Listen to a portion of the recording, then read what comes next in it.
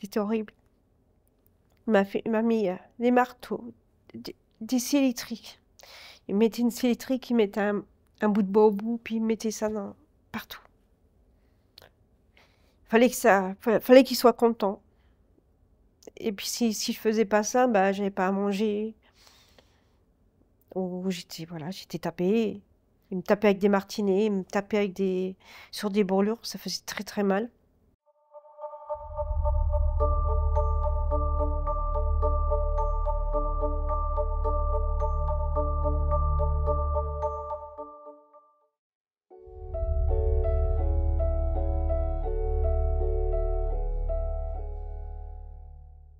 La vieille, eh ben, un jour, il faisait très beau. Elle nous a dit, vous pouvez les sortir dehors. On est sortis dehors. C'était la première fois qu'on sortait dehors. On avait dit, c'est bizarre quand même. Mais avec Bruno et Nadia, on avait dit, bon, bah voilà, on avait. Et après, la vieille, elle nous a dit de monter. Le vieux est venu nous chercher. Le vieux, après, il a été il a été joué au tiercé. Et ce jour-là, ben, la vieille, elle a puni Bruno dans la chambre, elle a puni Nadia dans sa chambre. Et moi, elle m'a dit, de toute manière, tu vas prendre un bain. De toute manière, c'est qui va prendre un bain? Alors, elle a rempli la baignoire d'eau chaude. Elle avait mis de l'eau de Javel. Elle mettait du parfum. Elle avait... Et elle avait pris la brosse et elle disait que c'était de la crasse qui partait. Mais non, c'était quand elle frottait, c'était ma peau qui partait, tellement qu'elle a brûlé. Après, le vieux, il a dit, faut pas dire que c'est ta mère qui t'a brûlé. Il m'a mis dans la chambre, il m'a enveloppé dans un drap, il m'a mis de l'huile. Alors ça a brûlé encore plus, enfin, parce qu'il croyait qu'il fallait mettre de l'huile pour assouplir les brûlures. Finalement, il a vu que j'allais pas bien, donc il m'a emmené à l'hôpital vite fait. Ça aurait pu être ma sœur qui aurait pu être brûlée, hein, mais là, c'est moi qui ai pris. Et c'est tout là que notre vie a tourné au cauchemar.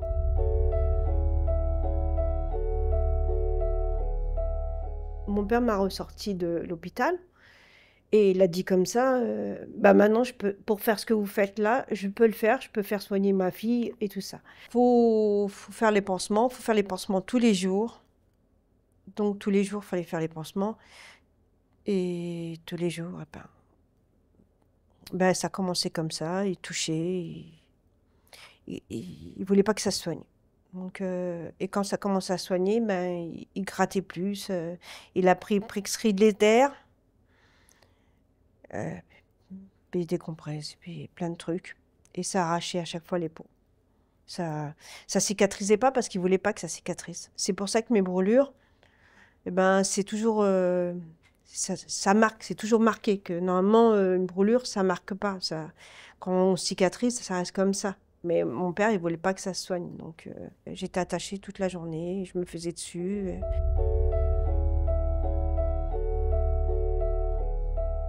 3 fois par jour, eh ben, il me faisait ça, il me faisait des trucs. Après, il revenait, après, il allait sur Nadia. Après, il disait, ah, ta soeur, elle n'a pas été gentille, donc toi, tu vas être gentil avec moi.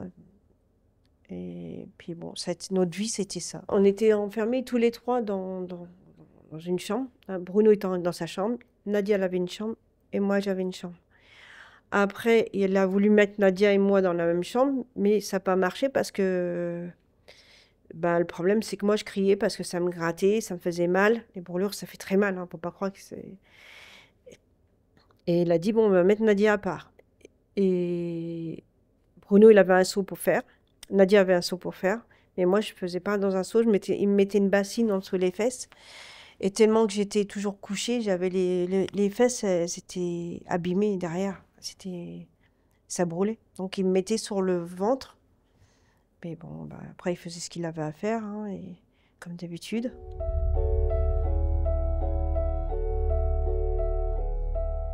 Le vieux avait été un peu trop fort avec Bruno. Il l'avait tapé, il l'avait violé. Le lendemain, Bruno est parti. Bruno est parti, il est parti, il a fait une fugue. Il a cherché partout, hein, Bruno. Il a cherché, mais il n'a jamais trouvé. Et Bruno, finalement, c'est qui l'a aidé? C'est mon grand-père. Et Bruno, bah, Bruno, il a pu faire sa vie. Le vieux n'a pas trop cherché à voir Bruno. Mais après, ce qui s'est passé, c'est qu'avec Nadia et moi, donc on a fait notre vie On a été violés. Notre vie a été construite comme ça, par viol, par... Voilà, c'était l'amour qu'il nous donnait. Pour lui, c'était normal. Pour nous, c'était normal aussi. Et un jour, Bruno est venu chercher Nadia. Moi, ce que je ne savais pas, c'est que Bruno et Nadia se voyaient de temps en temps. Nadia n'a pas voulu me le dire parce que il savait qu'il ne pouvait pas m'aider. Après, il est venu chercher Nadia. Nadia, elle est partie. Nadia avait 18 ans quand elle est partie. Il a fait un bordel, le vieux, il a cherché partout. Et Bruno a bien tout caché, il a tout fait pour ma sœur. Mais bon, je lui en veux parce que moi, il n'est pas venu me chercher. Mais après, quand il me donne son explication, je la comprends un petit peu. Mais il me dit, ouais, t'as vu, t'étais sans arrêt brûlé. Parce que mon père m'a brûlé à l'eau chaude. Bah, ma mère m'a brûlé à l'eau chaude et mon père m'a brûlé à l'acide et à l'essence.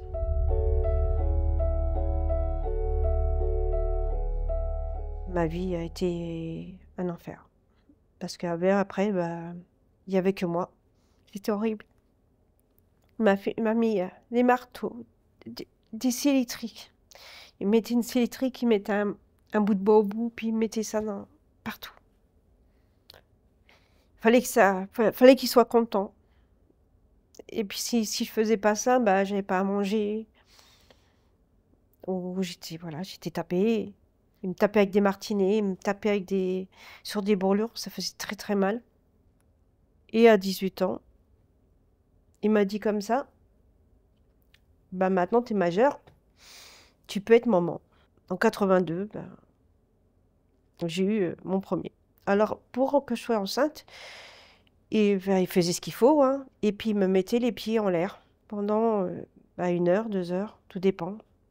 Le temps, des fois ça pouvait rester très très longtemps, qu'il m'avait oublié. J'étais obligée d'hurler en disant que j'étais pas bien. Et à chaque fois, ça prenait. Ah, il n'y avait pas de problème. Pour ça, il savait quand mettre. Il calculait tout. Même sur les carnets de santé des enfants, c'est marqué quand il me met enceinte, quand il m'a mis enceinte, sur les carnets tout. Il marquait tout, tout. Quand j'étais enceinte, c'était bien parce que à partir du 3e mois, il me touchait plus.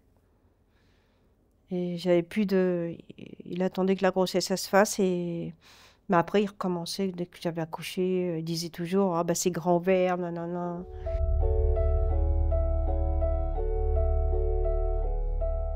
Alors un jour, mon père c'était un dimanche. Et là, il nous a proposé d'être à table. Et il a dit il y avait ma mère, la Lucienne, il y avait ma mère, il y avait mes enfants. Puis il m'a dit, bah maintenant on se marie tous les deux. T'es ma deuxième femme, tu m'as fait des enfants, donc t'es plus ma femme que...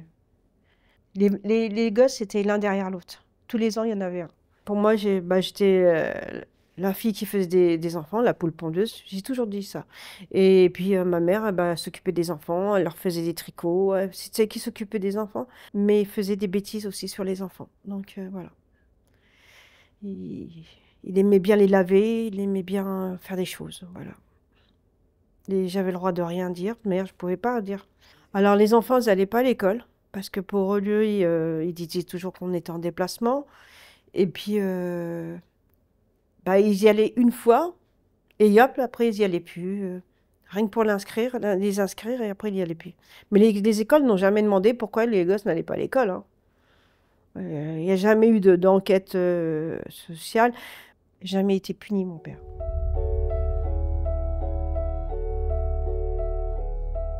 Un jour, ouais, j'ai décidé de partir. Il m'avait tellement tapé, j'avais le dos en sang. Je suis partie, j'étais en nuisette. Parce que m'emmener en nuisette, j'étais jamais habillée. En nuisette, et puis je suis partie avec mon premier, JR. Et je me suis trouvée dans une gare. Je crois que c'était la gare de Lyon, un truc comme ça. Mais bon, les gendarmes, ils m'ont rendu à mon père. Donc, j'étais avec encore un enfant. Il m'a cloué le pied dans le grenier en me disant, tu vois ce que c'est de... Mais j'ai senti, mais j'étais tellement shootée, que Que mon pied, là, dessus là, ils m'ont fait un truc, une greffe, et j'ai un trou là, normalement, toujours là. Et bah, j'arrivais plus à bouger mes pieds. Et, et là, ils m'ont emmené à l'hôpital parce qu'il a fait croire que j'avais marché sur un clou. Mais ils ont bien vu que le clou, il était... Je sais pas pourquoi ça n'a même pas bougé, ça non plus. Alors.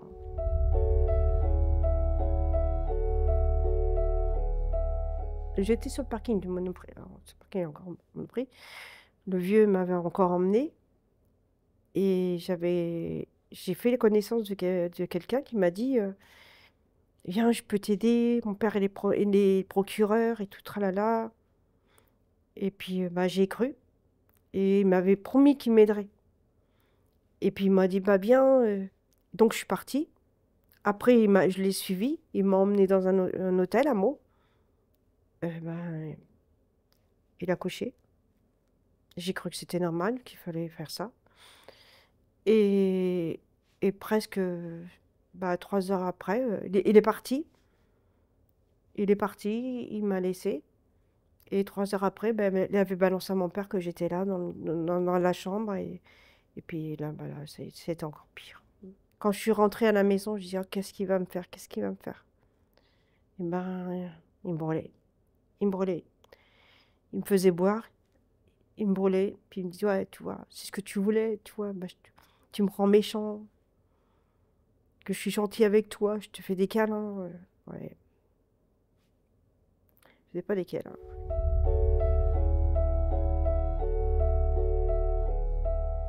Le vieux, il est pas bien. Je l'emmène à l'hôpital. Parce qu'il y a que moi qui compte biser. La vieille, elle pouvait pas y aller.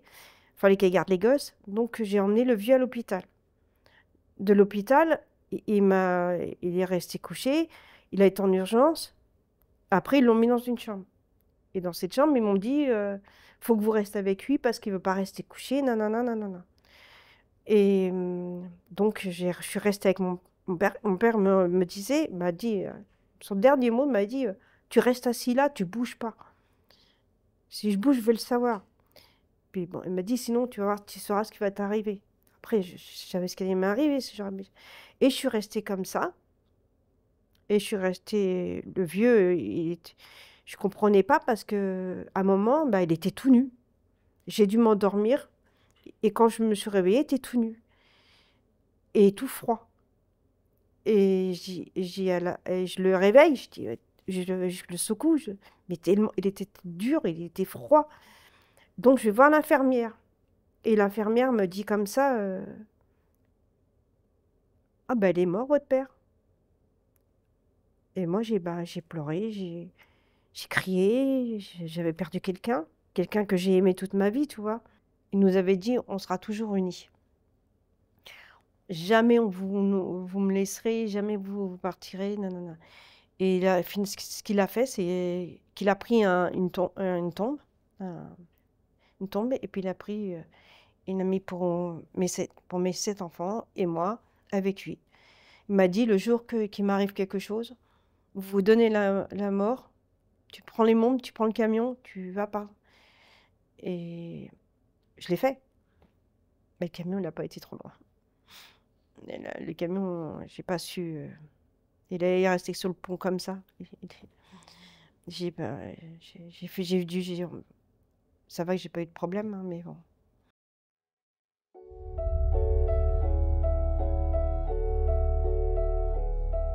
Marianne m'habille avec une copine et elle m'a dit on va en boîte. Moi j'ai cru que c'était des boîtes de concert parce qu'on parlait toujours des boîtes de concert.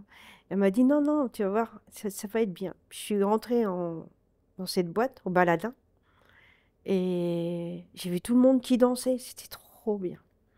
C'était trop, trop bien. Et puis bon, bah, après, bah, j'ai vu Marianne a dansé avec un garçon qui était Sylvain. Et j'ai dit, oh, il est trop beau celui-là, il est costaud. J'ai pas vu sa tête encore, c'est ses épaules que je voyais. J'ai dit, oh, ça c'est bien, c'est costaud. Puis il était beau. Moi, je trouvais qu'il était beau. Sa façon de parler, il était doux. Mais il est toujours doux. Hein.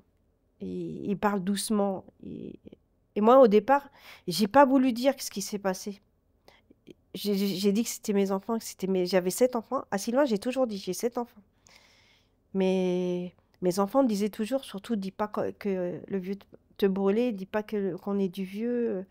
Mes enfants me disaient des trucs comme ça. Dis pas qu'on est du père ou quoi que ce soit. Et bon, j'avais fait croire une histoire à Sylvain, mais ça n'a pas marché longtemps avec Sylvain. Ça a peut-être marché 1 ou 2 jours, et après, je lui ai dit la vérité. Je lui ai dit que mon père, c'était mon père, que c'est lui qui m'avait fait des enfants. C'est lui qui m'a emmené à dire que ça, c'était pas normal. Mais ma plus belle vie, c'est quand j'ai connu Sylvain. C'était mon cadeau. C'était mon cadeau.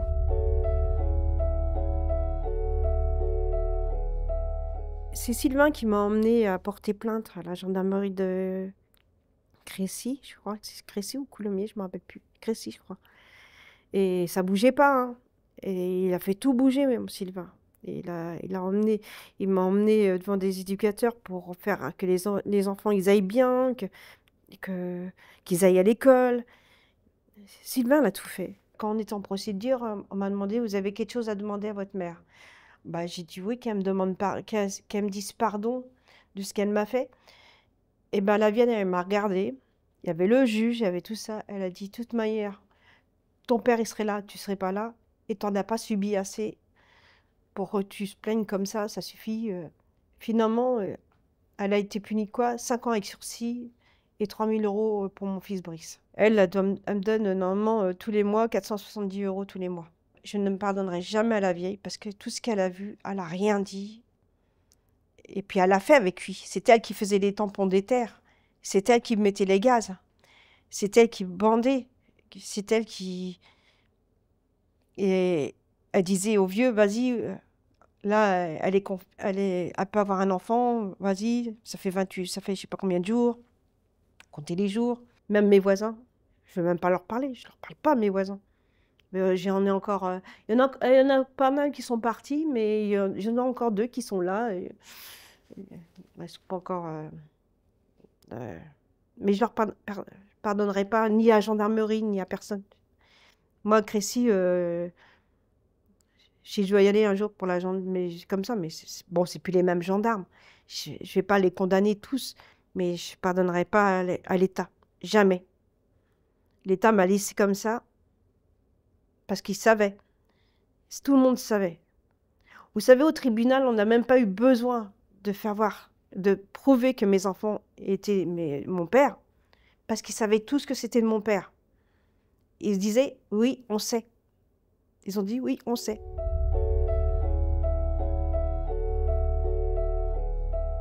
Les gendarmes m'ont dit, vous m'emmenez où les enfants, où votre père vous emmenez. Et j'ai emmené les gendarmes partout où mon père m'a emmené, et partout où il y avait ça qui arrivait. Il y avait une gamine qui avait été enlevée à ce moment-là. Donc avec quelqu'un qu'on connaissait, et il nous a aidés, et ça n'a pas été dit que c'était mon père, mais ça n'a pas été dit que c'était pas mon père. J'ai toujours le doute, parce qu'il y a des trucs de béton. Il nous a fait faire des trous dans la nuit jusqu'à je sais pas quelle heure, qu'on était presque entiers dans le trou. Et le lendemain, c'était plein de béton. Donc on comprenait pas pourquoi on avait fait des trous, puisqu'après, il mettait du béton. Alors, il avait dit à mes enfants, ah, c'est parce que l'eau elle va rentrer, il y avait de l'eau dans le truc, c'est pas la peine de faire un trou là. Il trouvait toujours une excuse. Et nous, on a toujours dit, ça tient là-dessous, il y a quelque chose. Mais c'est de ma faute. D'ailleurs, je dis toujours, c'est de ma faute. J'aurais pas dû me laisser faire, je sais pas, j'en sais rien. On se demande toujours comment on pouvait se défaire d'un truc comme ça, mais on peut pas. J'étais un enfant, mais après, j'étais adulte. Et j'aurais dû comprendre, mais personne m'a expliqué que c'était pas normal. Ils sont venus chez nous. Ils nous ont pris tous nos ordinateurs, ils nous ont pris tout ça, nos ordinateurs, nos trucs n'avaient rien à voir. Mais ils n'ont pas creusé où j'ai dit, ils n'ont pas fait ils ont rien fait. Non, ils ont fouillé que la maison, oui, les affaires des enfants, mais ils n'ont jamais fouillé, ils ont jamais. Mais j'aurais bien voulu. De toute manière, le jour que je détruis cette maison, parce que c'est pour ça que je veux vendre un truc, comment ça s'appelle? Pas des particuliers, je veux vendre un gros truc pour qu'ils fassent un bâtiment comme ça. Ils cassent tout, ils creusent et je verrai.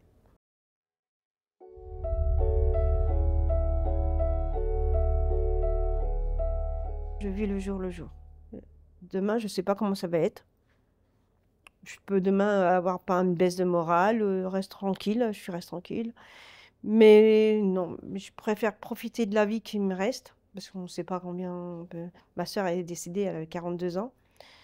Donc je me dis, non, la vie, elle est belle, j'aime bien. J'ai appris à vivre à 40 ans.